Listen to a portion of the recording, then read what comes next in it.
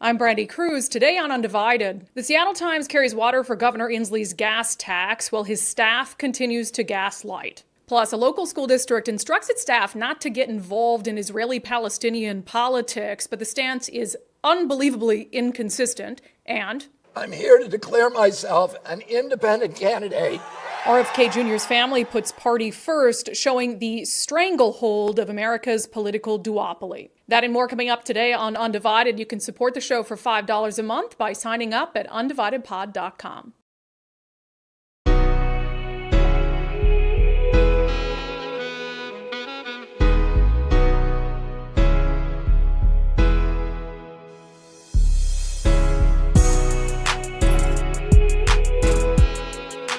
Hello and welcome to Undivided. Thank you for being here. Thank you for your commitment to giving common sense a comeback. I'm Brandi Kruse. I'll have an update on my sister because I know you guys are so sweet and you care, and I'll just tell you, she woke up today. She's off the ventilator. She's breathing on her own. Best news ever. It's Tuesday. Miranda, we expect you here for full report from the hospital on Thursday. I'm a slave driver. I mean, I'm not going to, you don't get a vacation? What is this? You're out of sick days, okay? No, but in all seriousness, we're very happy for that news. So that happened this morning. We have a lot to get to today, though, starting with gas prices. Look, for the love,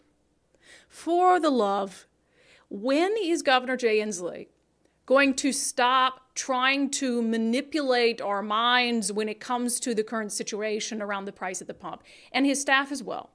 And when is the media going to stop holding water for him on this issue? You know, some of the outlets had gotten a little better when it became, when there's too much evidence to deny that the governor's carbon tax was directly responsible for Washington state having at one point the highest gas prices in the nation for the first time in history. Then you had a couple outlets say, oh, now that, working class Washingtonians are struggling so badly, now let's push back against the governor's claims. Now let's go to the governor and say, hey, you said this was only going to raise gas prices by pennies, and now look what's happening. They didn't do it on the front end. They didn't question when the governor was saying something that made no sense, which is, hey, we're going to make it more expensive for gas and oil companies, but we're not going to expect them to pass that along to you. Doesn't make sense. The media should have called them on it. They didn't until it was too late. Now here we are. And so just when I thought the media was going to, do its job and make sure that the governor was actually being honest when it came to the price at the pump and the tie to the carbon program, then I see this article from the Seattle Times and I'm thinking, for the love, what in the world are you doing? This man does not need anyone to carry water for him on this issue. That is not your job. The headline from the Seattle Times, will high gas prices derail Washington's climate policy? In the article, it says, on one hand, the Climate Commitment Act is a booming success. This is from the Seattle Times. A booming success. Success for whom? I would ask the Seattle Times. They go on to say, filling a state fund meant to catapult us toward a carbon-free future by subsidizing electric vehicles, electrifying homes, and backing renewable energy projects. Oh, now I see who it's a booming success for. The government coffers. That's the only entity, the government, that this has been a booming success for. The Seattle Times, if you could put that back up, Nicole, goes on to say, on the other hand, with hundreds of millions flowing in every quarter at higher than expected costs, it's also generating an increasingly vocal opposition. You don't think? You don't think? I don't say. They say a nearly $1.5 billion price tag so far.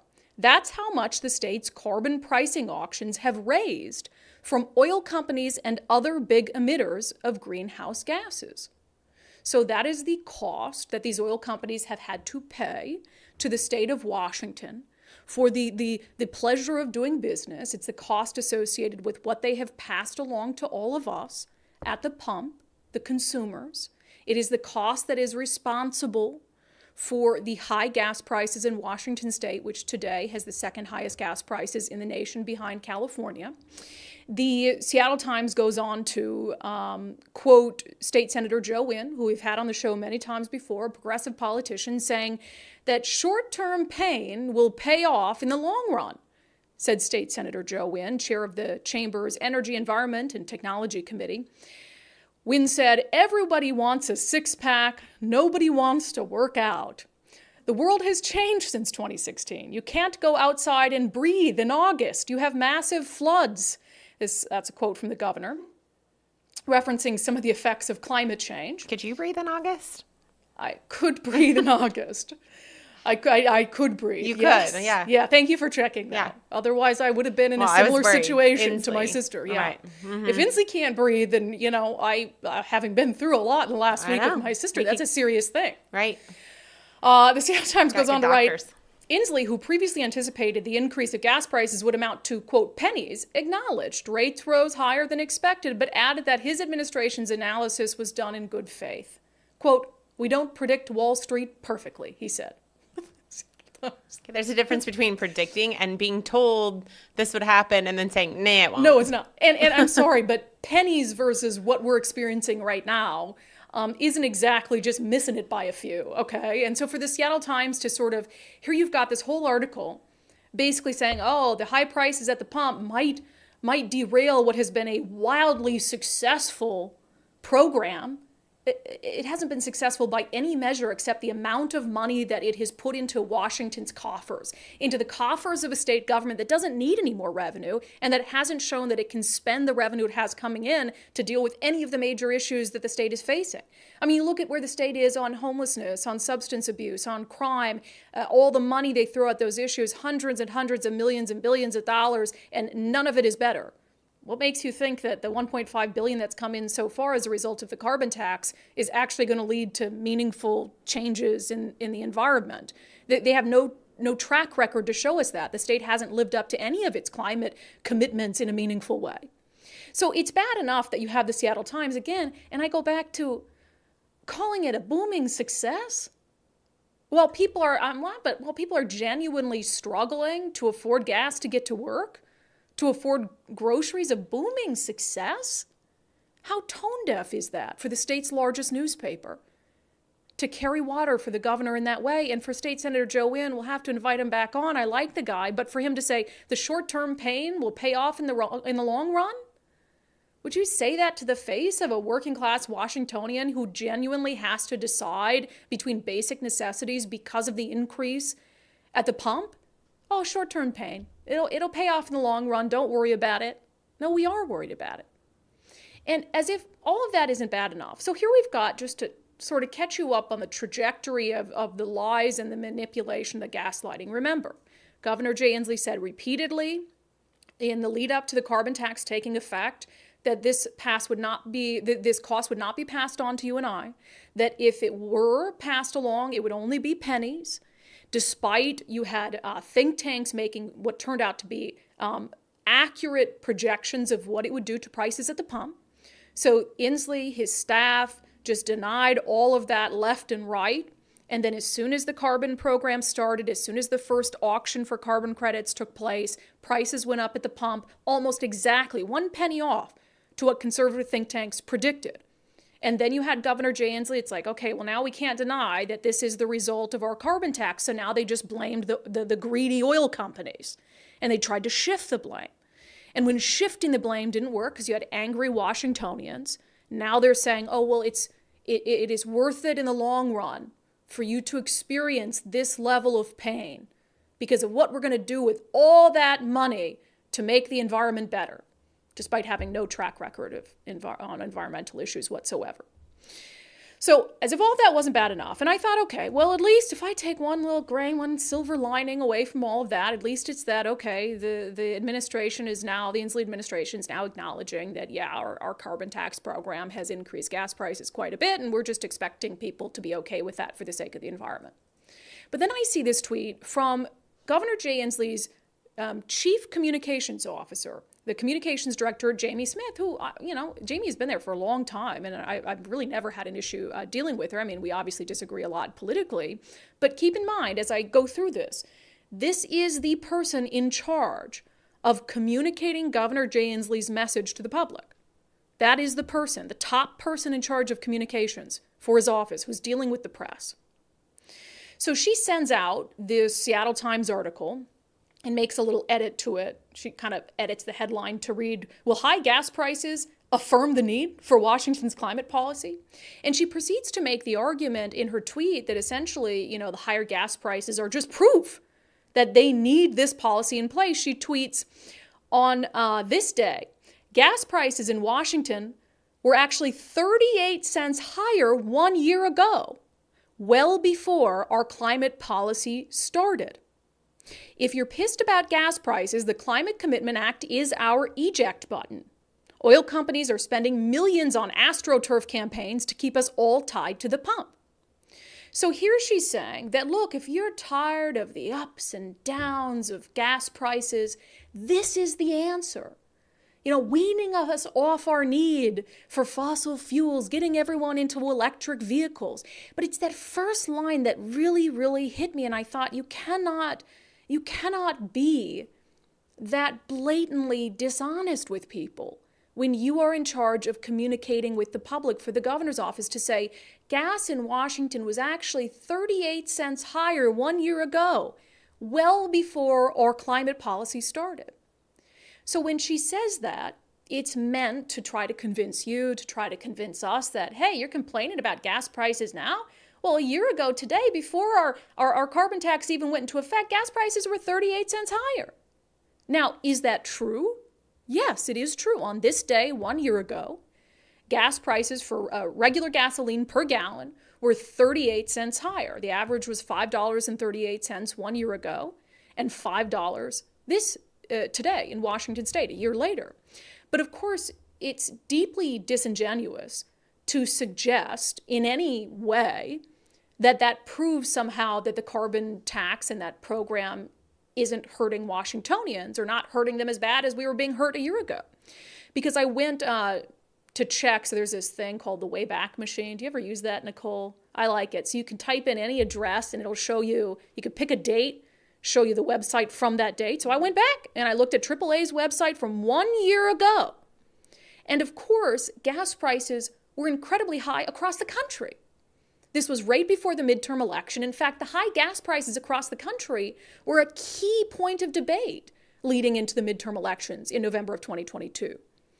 But according to AAA, which has no dog in the fight except to pass along what's leading to higher gas prices, lower gas prices, these were some of the headlines on AAA's website on October 10th, 2022.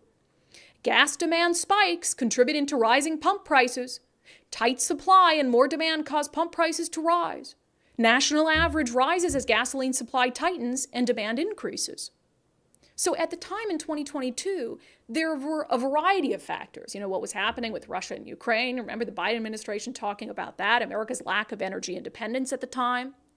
There were a variety of reasons why across the country, gas prices were higher at this time 1 year ago. And in fact, I spent probably, Nicole, an hour going through state by state for October 10th, 2022, and marking every single state that had higher gas prices on this day last year than today. Shall we go through it? I think we should. Because at that time, 39 states, including Washington, had higher gas prices. It's not like Washington was the only state in the union on this day in 2022 that had higher gas prices. Alaska, Alabama, Arkansas, Arizona, California, Delaware, Georgia, Hawaii, Iowa, Idaho, Illinois, Indiana, Kansas, Kentucky, Louisiana, Maryland, Michigan, Minnesota, Missouri, Mississippi, Montana, North Carolina, North Dakota, Nebraska, New Jersey, New Mexico, Nevada, Ohio, Oklahoma, Oregon, Pennsylvania, South Carolina, South Dakota, Tennessee, Texas, Utah, Washington, Wisconsin, Wyoming. They all had higher gas prices at this time last year because of what was happening globally. And so for the governor's chief communications officer to try to use that and to say, hey, you're complaining about the impact of our carbon tax, which went into effect on the 1st of this year. Well, gas was 38 cents higher in Washington a year ago. So what do you have to complain about now? It makes utterly no sense. It's past the point of gaslighting. It's manipulation. And it doesn't excuse or diminish the fact that today, Washington State, according to AAA, has the second highest gas prices in the nation, behind California, at $5 a gallon. The national average is $3.68 a gallon. So you can, look at the numbers and manipulate the numbers in any way that you want to try to get people to not be so critical of your carbon policy. I wish more members of the media would call that out. It's deeply disingenuous. It's deeply concerning that that continues to come from Governor Jay Inslee's communications staff, that they continue to mislead in such a blatant way on an issue that's impacting the pocketbook of Washingtonians. And again, if the messaging from the governor's office was gas prices are going to be high, yes, it's tied to our carbon tax, deal with it because we think it's good for the environment, I would have much less of a problem with that than I do with the lies, the manipulation when it comes to an issue that is this critical to working class Washingtonians. Shame on you for continuing to mislead people about it. It's not right. And it is a failure of the media ecosystem to continue to hold water for that administration on this issue, which they simply cannot, which they simply refuse to tell the truth about. Shame on all of you. It is absolutely ridiculous. All right, coming up next in our segment, Unbelievable, we're going to take you to the Bainbridge Island School District, where staff members have been given instructions on how to discuss what's happening in Israel with their students. It is quite an unbelievable story. That's why we've relegated it to our segment Unbelievable. But first, we've been talking about our friend Wes Jones, a wonderful real estate agent in our area. If you're in the market to sell your home, check out sellwithwes.com. We asked Wes Jones about what the first steps are if you're considering putting your home on the market. Oh, I think the first step is having an idea of maybe what your home is worth, and having that kind of baseline home value. And that's something that we can do complimentary. You can go to the website, sellwithwes.com. You just plug in your address and we'll get you a value range. And if you want, and if you're serious, I'll come out and do a quick, market analysis for you. That's all complimentary. And then at that time or another time, we could walk through the basic steps of what it would take to get your home ready for the market. Yeah, and if you do need some work done on your home, for instance, in order to list it in tip-top conditions, so you can get the best possible price, they have something called the Listing Boost Concierge Service where they can come in, he'll do a little evaluation of what would be good to do to your home before it's listed, and they can even help you with that. They can manage those projects. They can even pay for it up front. So visit sellwithwes.com, start by simply using their home value calculator, plug in your address, you can find out how much your home is worth. It might be worth more than you think. Sellwithwes.com, a better way to sell your home. All right, apparently in the Bainbridge Island School District, it is perfectly fine to talk to students about politics as long as that political discussion does not involve Israeli-Palestinian relations. Let's get to it in our segment, Unbelievable.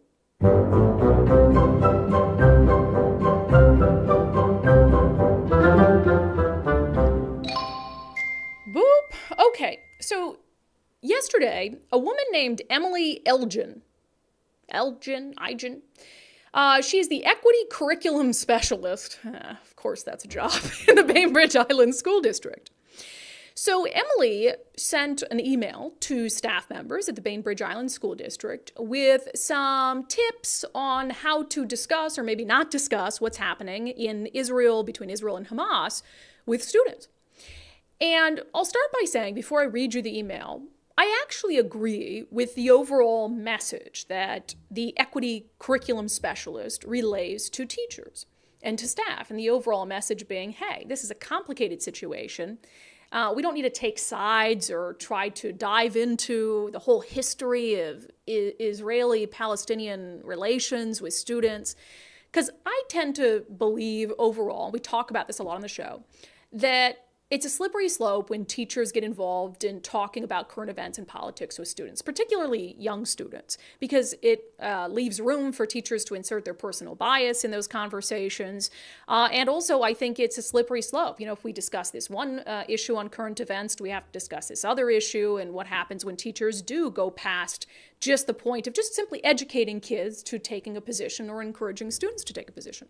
So let me read this message that went out from, again, the equity curriculum specialist at the Bainbridge Island School District. Dear colleagues, oh gosh, I'm going to read the whole thing because I can't. Of course it would start with this. I would like to begin by acknowledging my gratitude to the Suquamish people on whose land I live and work. Today is Indigenous Peoples Day, a time to honor and celebrate the Indigenous people whose rich cultures and deep resilience have contributed so much to the world in which we live. Personally, I'd like to extend my thanks to my Native colleagues, friends, and neighbors for the thoughtful ways in which they share their land and teachings with me and their patience as I learn. All right, so that's how this email begins. Might foreshadow some of what we're going to discuss. She goes on to say, my heart is heavy, therefore, to be reaching out to you with another purpose, to raise concerns about how students in our community may be processing and responding to this weekend's news from Israel and Gaza. My goal is not to justify or condemn any of the actions taken by Hamas or the State of Israel. As a teacher, my goal is to protect and support the students in our community. Here are some thoughts I'd like to share as we begin our week. She goes on to say, what we can do now is show compassion. We can grieve with both Israelis and Palestinians, acknowledging that this is a human tragedy and it touches upon many of our lives. When it comes to compassion, we need not compete nor take sides. Let us listen with our hearts and without judgment. And I tend to agree with that, although I don't necessarily agree with the sentiment that you can't condemn terrorism and brutal acts of terrorism. That seems a little bit too hands-off for me.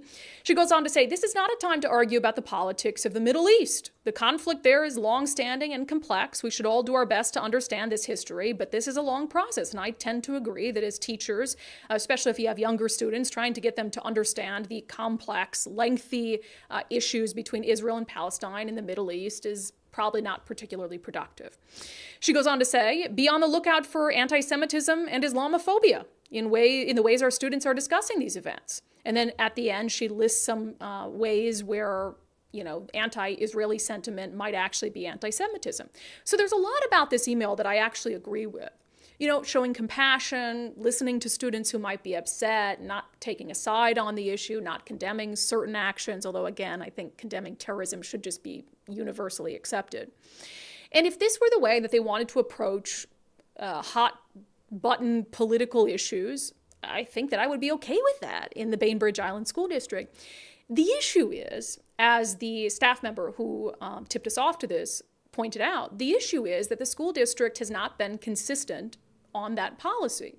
And in fact, at numerous points in the past, the school district superintendent has actively encouraged teachers and staff members to take sides on hot button issues and to talk about politics and political and social issues with their students.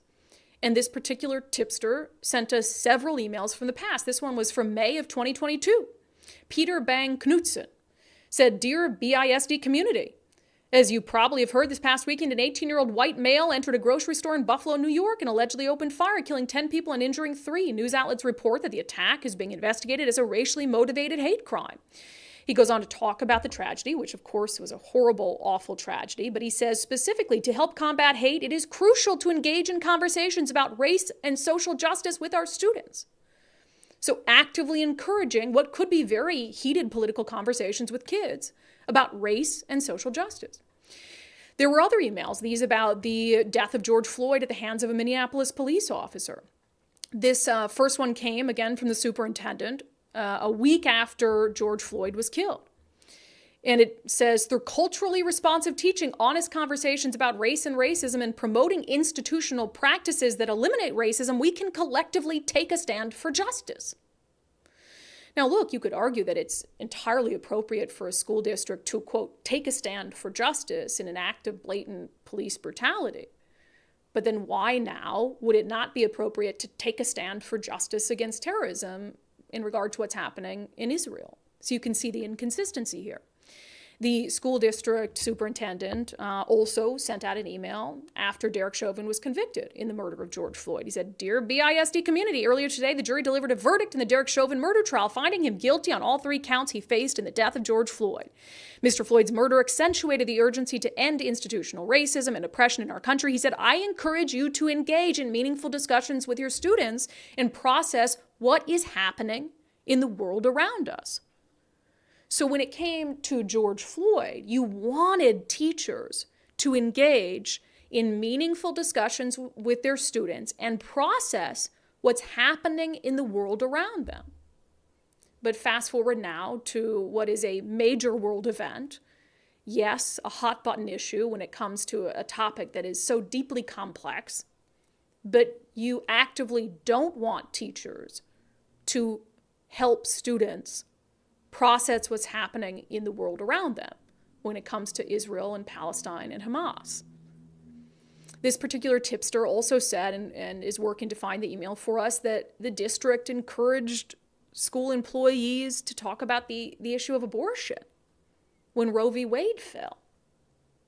So again, it's a matter of consistency, and it speaks to really the unbelievable nature of political discussions in our public school system, but also the slippery slope. If you're going to encourage teachers to take an active position on certain political and social issues, to talk to their kids about those issues, and to almost encourage the students to have a particular viewpoint on those issues, how can you, in the same breath, actively disencourage a word? Actively unencourage. Discourage. Thank you. Discourage. Close, though. Wow. I talk for a living. Actively discourage teachers from taking sides, from taking a position, from talking to their students about something as significant as what's happening in Israel and what's happening with the terror attacks from Hamas. It's very strange to me, and I think that it's important to call out that level of hypocrisy, and also to use it as a reminder that it's just best if we leave heated political conversations and heated political debates outside of a school setting. I'm sure, and we've reached out to them for a comment, and I'm sure their response is going to be, well, race and racism is something that impacts all of our students, and this is a social issue that is much different than something happening, thousands and thousands of miles away. But I am sure that there are students who are Jewish in the Bainbridge Island School District.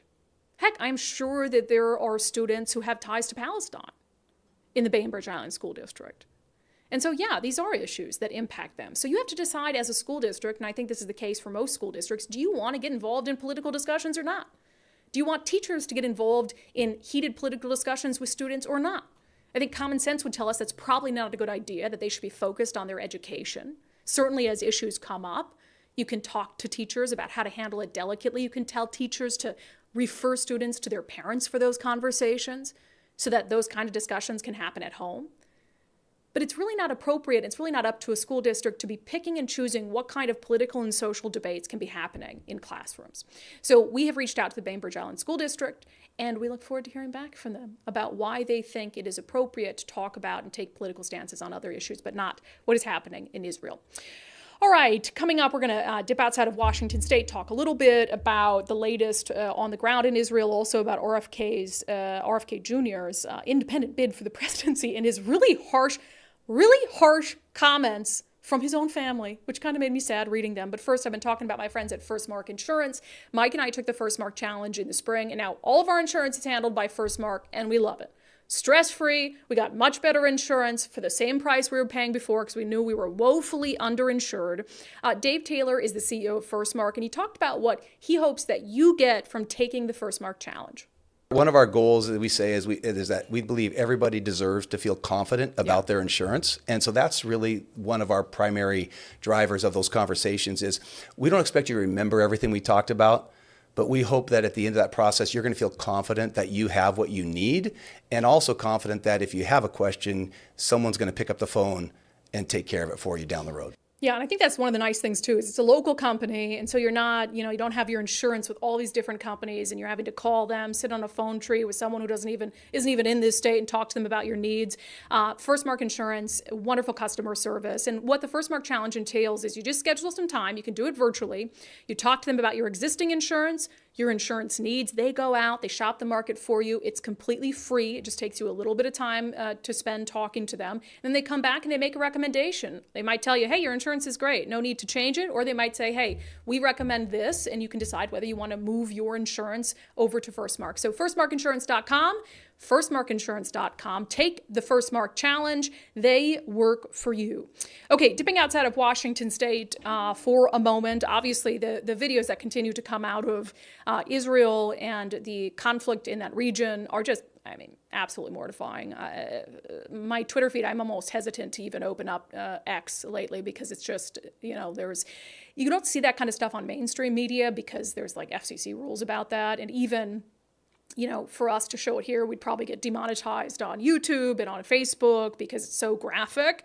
And so really it's X where I've seen all of these just awful images. Trey Yingst with Fox News sent out a tweet just encouraging, he's been on the ground there and doing some wonderful reporting, kind of encouraging people who, because it's easy to turn away from that, right? It's easy to say, that's overwhelming. I don't want to see it. I don't want to look at the images. He said, imagine the worst things possible that can be done to humans. Hamas did all of that and more to Israeli civilians, babies. Oh gosh, I'm going to give you a graphic warning in case you're listening in the car with children to probably turn it down for a few minutes. He said Hamas did all of that and more to Israeli civilians, babies beheaded, people burned alive in their homes, women raped and dragged through the streets. Don't look away. White House spokesperson John Kirby also broke down on CNN when he was talking about the sheer depravity of what Hamas did.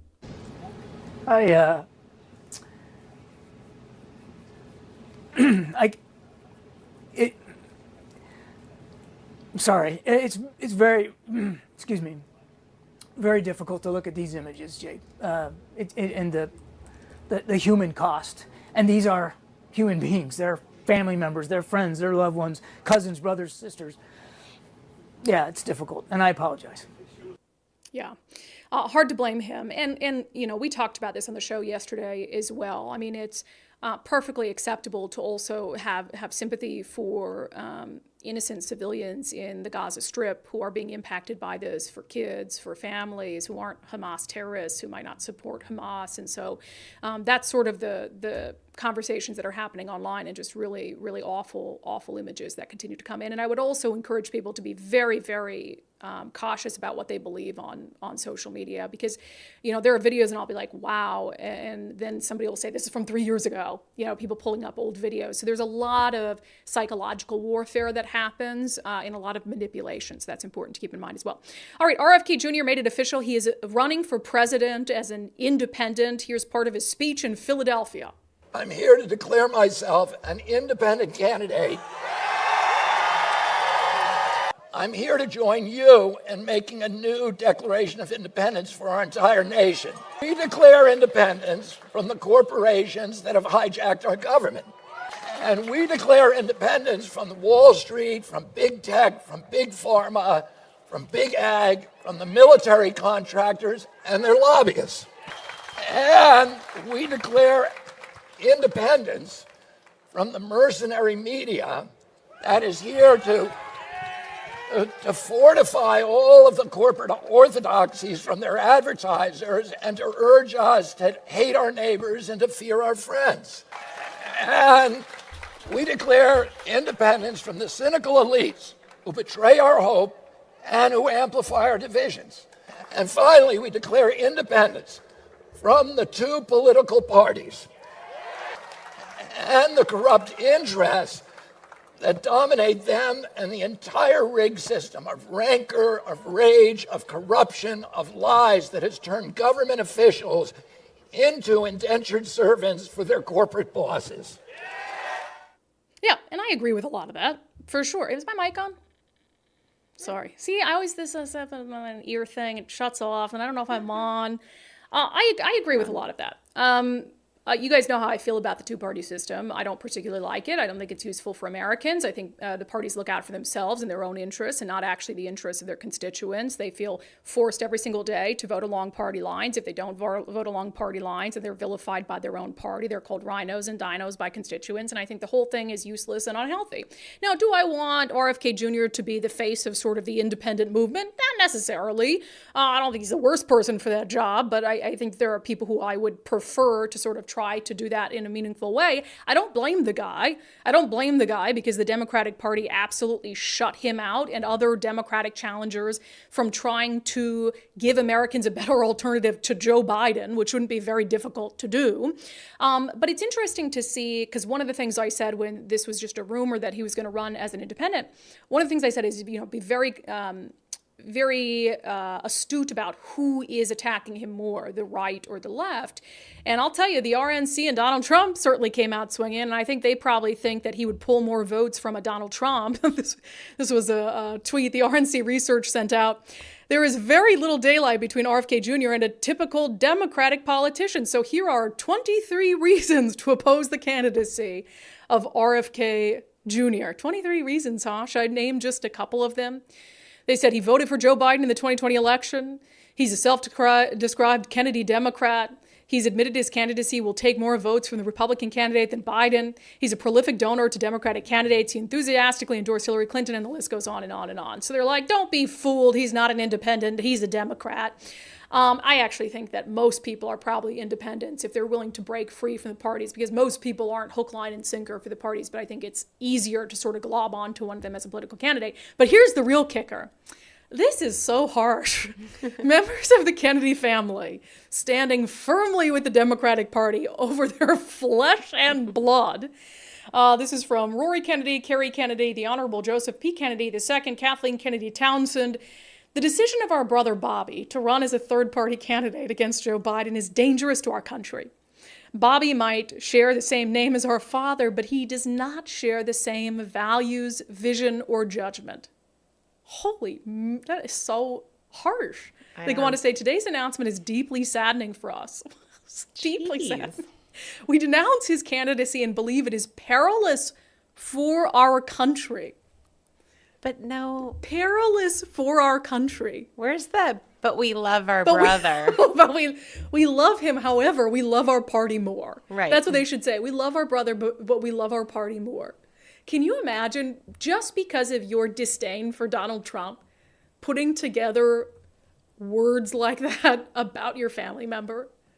That's insane to me, and that shows the stranglehold that parties have over people. I mean, if that's not evidence that we need a major movement towards independent, viable independent candidates, I don't know what is. And it'll turn, and party politics and political division will absolutely turn family members against one another. I've seen it personally. I know a lot of you probably have as well when it comes to family and friends and how it has hurt those relationships. That's evidence that we need to move away from the two-party systems. Because as RFK Jr. said in that speech, it's designed to pit us against our neighbors, to pit us against our friends, to make us believe that we are more divided than we actually are. So Godspeed, RFK Jr. I'm sorry your family is not behind you. All right, I've been talking about my friends at Eastside Weight Loss Clinic for some time now because I just had fantastic results on the program. I am down. I admittedly haven't weighed myself in I've been busy, okay? Had my wedding. And my sister's whole debacle. I'll have to update you guys. I'll have to weigh myself and update you. But I lost 35 pounds, at least on the program. Felt wonderful walking down the aisle to marry the man of my dreams. And I started the program about this time last year. I think I started at November 1st. I lost almost 30 pounds by the end of the year. So if you've been thinking about it, now is a great time to start before the holidays. And you can see significant results so quickly if you simply follow the instructions of Dr. Ryan Coogan and his team. So start with this. Start with a 15-minute virtual consultation. You can do the whole program virtually if you want, but a 15-minute consultation with Dr. Ryan Coogan and his team. Visit eastsideweightlossklinic.com, eastsideweightlossklinic.com. Just pick a 15-minute window, ask them any questions that you want to see if the program is right for you. All right, shall we take questions and comments from the live stream? And thank you all for your... there was a lot of applause and heart emojis with news that Miranda was off the ventilator. So I appreciate all of that. On gas prices, Lieutenant Dan says, it sucks when only right-leaning outlets bring up an issue. It can easily be dismissed by Washington officials. I agree, and Washington voters. They're going to be like, oh, right-wing so-and-so is trying to pin this on Jay Inslee, when it's like, no, it's very obvious. And if you just document, and we've done it on the show before, you document every comment the governor has made and how his story has changed over time. When you tell the truth, you don't have to change your story over time. When you lie, you probably have to change your story over time. When you lie, when you mislead, when you manipulate. So that's what really freaks me out. Again, we go back to the two-party system and how it pits people against one another, how it leaves people, fighting in their corners and unwilling to relent. And this is an example of that issue. It's like it's clear as day that the carbon tax has led to higher gas prices. And I don't understand. And again, if you're okay with that, then fine. That you do you. If you're okay with that because you think it's good for the environment, then that's a totally separate issue. Then you're seeing it clear-eyed. But if you are in denial, I don't know what else we could tell you or what else we could pass along that would convince you that the high gas prices are a result of the carbon tax, no matter what kind of lies and manipulations that the governor and his staff want to say. Heidi Ryan says, where is the money? Well, the money is in Washington State's coffers, and Lord knows how they're going to what it away, because they do that to every other source of income that they have. Y says, the thing is, when gas prices go up, everything else goes up. It's not that we're paying way more at the pump, but also groceries. From last week to this week, the price of broccoli at a local store went up by $1 per pound. Now we have to pick and choose what to buy and what we can cook and feed our family with. Exactly. It impacts so many things. And to have a politician who won't be honest about it is offensive. And it shows that, for a party that says that they care about the working class, you don't care about the working class one bit, because you're not willing to be honest with them. You're basically like, deal with it. We lied about it. We lied about it. We lied about it. You caught us. Now we're like, deal with it. Unbelievable. Brandalyn says, I like that name because that was like one of my nicknames. People would just call me Brandalyn, even though my name isn't Brandalyn. But that was like, I don't know. Oh, it's very cute. It was a common nickname, like, oh, hey, Brandalyn. So, interesting that somebody actually has that name. This isn't going to be a short-term pain. This will only get worse because eventually the Democrats will want to add more taxes for something else. I agree, even though they have more money than they could possibly know what to do with. Willis says he never takes responsibility for anything. It is always someone else's fault. Agreed. Rick Johnson says any global problem requires a global solution. Inslee's hands in our wallets via his carbon tax is not going to solve global warming. I'd love to see Inslee lash out against China, the globe's largest polluter, but he does not have the stones to do that. And he might, I don't know all the statements that Governor Jay Inslee has made about China, but certainly you can't solve quote unquote global warming, on an island. It is going to take significant steps globally to stop. And I believe that climate change is a real thing. I believe, of course, that humans are having an impact on how long our Earth can survive. I don't deny that. But Governor Jay Inslee, taxing polluters and making them pay and then putting that into government coffers, it's not going to do anything. Yes, Nicole? Yep, I agree. No, I would say the same. I mean, how much impact we have is the question, and how much, Washington versus the whole world has an impact, and why just making us pay more for gas is the solution, especially when the alternative to driving a car is not feasible for everyone. It's not viable. And so have you raised money by other means? Not that I'm, in agreement with raising taxes. I think you have more than enough money to do all of this. But if we had viable alternatives, what we talked about yesterday about the sad state of public transit, right?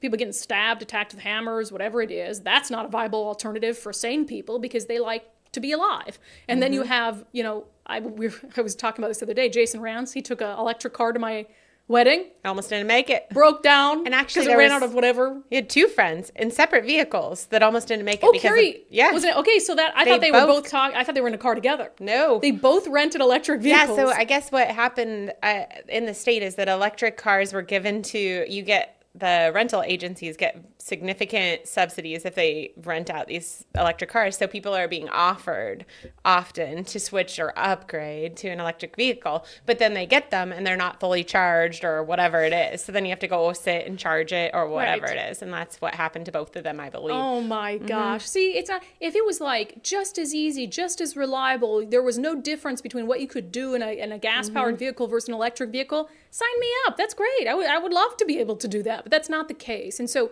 to tax people in a way that makes it difficult for them to go about their day-to-day lives while you're trying to build some ecosystem that doesn't exist yet is incredibly irresponsible.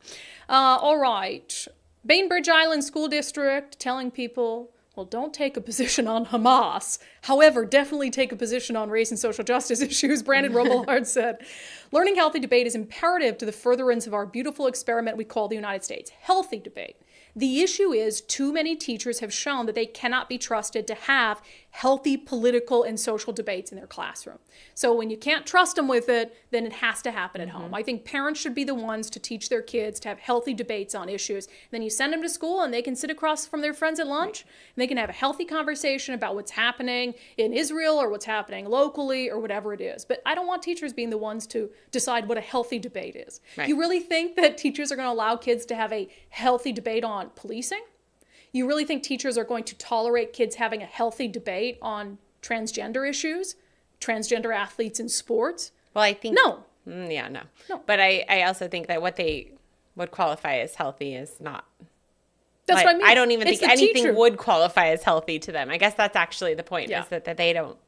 A lot, not all, don't want to have that debate. They believe away, and that's the way it goes. 100%. You have teachers who are so stuck in they're ideologically driven, and so there isn't a debate. There's no room for debate. It is this way, and that's how they're going to teach the kids. And if you bring up, so for instance, on transgender issues, you really think a teacher in Seattle would allow a healthy, fact-based debate on whether transgender athletes should be able to compete in a sport different than their biological sex? Does anybody really believe? No.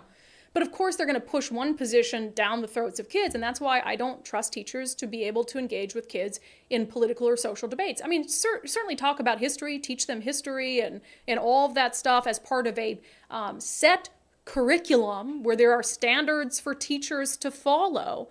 But to let them go off the rails, that's a mistake. That's the job of parents, to teach their kids how to agree to disagree on these things. On RFK Jr., Andy Stevens says RFK becomes a legitimate option if we end up Trump versus Biden again. I do think that if it's Trump-Biden and RFK Jr. can get on all the ballots in the United States, because I'm not sure if there's certain states that's going to be incredibly difficult for him. Make an impact. He won't win, obviously, and I do think it'll hurt Trump more. I do think it'll hurt Trump more. Or any Republican that's on the ticket. It will hurt the Republicans more. Yes, and I think that's why you're seeing them lash out more than Democrats. Democrats are sort of ignoring him for the most part. But yeah, I think that if it were a Trump-Biden, there are a lot of Americans who do not want to fill a circle in for Trump or Biden. There are a lot, but we'll see. All right, let me see here. Maybe he's clearing the way for you, Brandi. He's just setting me up. I'm going to go from... So maybe he takes it first and then you come in, I'm going to go from really Seattle-based podcaster to the first independent president of the United States. Female. And independent. I'm a little offended you assume my gender identity, but I'm going to let it slide because I engage in healthy dialogue and debate. All right, one more from Brandolin. If you're for the people, then you can't be for the government. And if you're not for the government doesn't want you in office. Yeah, that's true. Looking out for the government coffers. All right, good questions and comments today. Let's see, before we get to our closing sanity check, can your retirement portfolio keep up with inflation? Can it survive the house of cards that is Bidenomics? Our friend Zach Abraham over at Bulwark Capital wants to help walk you through that process to make sure that your retirement portfolio can withstand the craziness of today's economy. We talked to him about his concerns, really, him and his team at Bulwark Capital, his concerns about what's going on in the U.S. and how they can help you navigate it. We think the world is going insane. We think that the world is propped up on all kinds of, we don't think, we know, propped up printed money, and you're playing a game that has to end badly, right? Now, when it ends, when you hear all these prognosticators financially talking about when it ends, it kind of reminds me of when God's coming back. Nobody knows, right? But what it does mean is that you need a portfolio that can do two things. It can keep up with inflation and not get you buried. But also, when the inevitability of living and perpetuating an economy on printed money, when that inevitability comes to the fore, you need a portfolio that can stand up against anything, right? Yeah, so whether you're just starting the process of saving for retirement, whether you're just about to retire or retired, can your portfolio stand up to the risk associated with today's economy? Visit knowyourriskradio.com, knowyourriskradio.com. You can talk to Zach Abraham and his team at Bulwark Capital about what you should be doing to make sure that you can survive, quote-unquote, Bidenomics. What did Zach tell us the other day whenever he hears the word Bidenomics? He doesn't know whether to laugh or throw up. I can't remember what it is. Something like that. I forgot too. One of those things. And we'll have Zach back on the show this Thursday. Okay, this next story, before we get to sanity check, we were going to play a video, but it has a naked man in it. And so I told Nicole we can't play the video because I don't want our videos taken off YouTube or Facebook. With that in mind, let's get to our closing sanity check. I am really concerned, and you guys have brought this up before, that given our public safety situation, given the lack of police officers, a lack of political will from politicians to take public safety seriously, that we are careening toward a society where vigilante justice rules the day. I don't want that. That terrifies me. I mean, will I defend myself if I need to defend myself and there's not law enforcement around? Of course I will. I think most reasonable, rational people would. However, I don't want my fate in the hands of some random person who wants to be judge, jury, and executioner. So anyway, there was a video that's going viral, which again, I'm not going to play because I don't want to see the little dingleberries out from this man, because it's just full on. And I had, Nicole and I had to watch it, so you didn't, you're welcome. But anyway, this is picked up everywhere, and this happened down at South Center, which already has a lot of issues related to crime. I mean, how many shootings have happened at South Center? Exactly, and I'm surprised how long. So it appears to be some fathers, because I heard that they were parents of of kids, and they chase them through the store and end up tackling. There's punching. It's pretty brutal, but it lasts a little while. And there's no security. Right? There's no security. So this is from, again, the Daily Mail. Parents in Seattle confront a naked man at a JCPenney store after he allegedly attempted to inappropriately touch their kids. So there's this guy. He's in the children's section, when that's according to the person narrating the video. And butt naked. Does he have, I can't tell, does he have socks and shoes on? I believe he has socks. Okay, Maybe butt socks. naked besides socks. And there are what appear to be men, I think probably dads, chasing this guy around.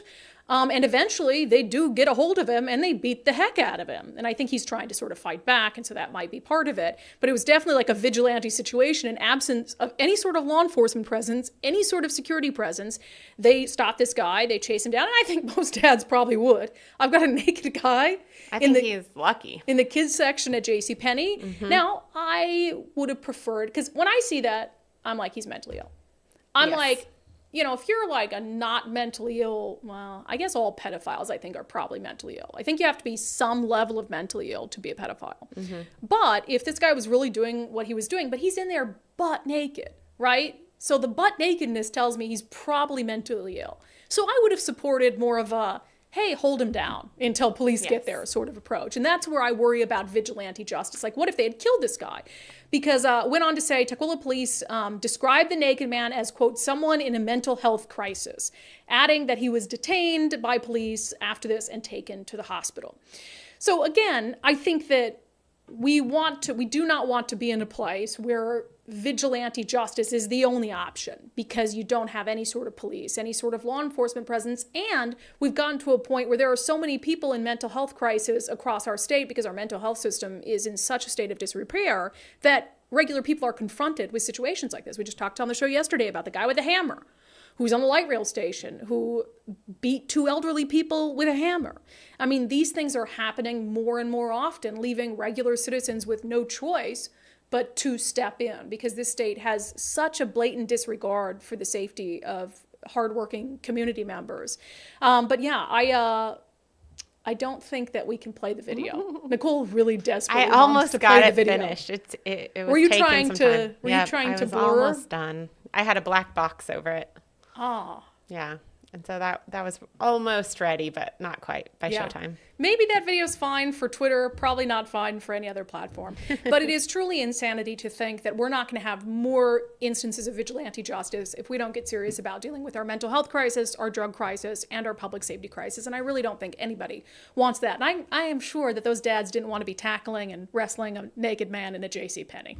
Something tells me. They weren't too thrilled about that endeavor. All right, that has been our sanity check for today. That has been today's episode of Undivided. Thank you for being here. I'll also note, do you have our merch store thing up? Sure. Oh, graphic. We've restocked. So if you were waiting for extra large sizes, we sold out pretty quick. Because I didn't buy too many. I'm like, I don't know. I bought a lot of medium, a lot of larges. We sold out of larger sizes. We've restocked.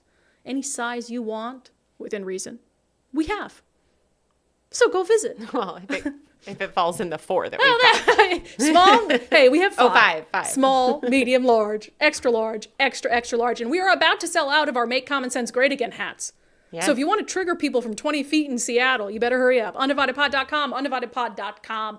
Check our merch store. While you're there, become an Undivided subscriber for just $5 a month. Help support the show and our mission to give common sense a comeback. See you back on the live show tomorrow at noon.